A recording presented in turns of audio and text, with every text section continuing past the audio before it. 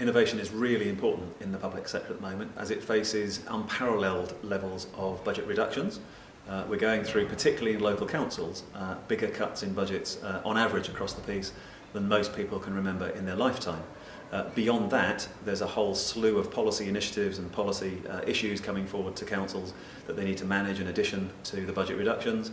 And thirdly, there are huge demographic pressures taking place within communities that often councils are having to deal with as the first port of call for many of those people in the greatest levels of need. We've made a number of efficiency savings to date, but it's very clear that with the scale of reductions and those other pressures, they will just not be enough to cope with the demands being made upon councils. So new ways of working and innovation are going to be absolutely critical to the future of the relevance of local councils to local communities.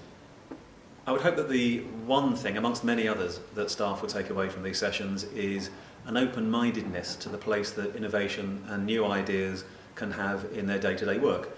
This isn't for specialists, it's not for clever inventors or innovators that sit in rooms doing things. This is about every member of staff having an equal contribution to make to the changes that are going to be necessary in the council going forwards.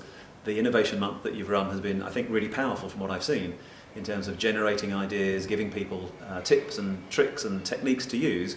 And what I really hope is that people will go away with an absolute commitment to making that real and doing something in their day-to-day jobs with what they've learnt and what they've heard.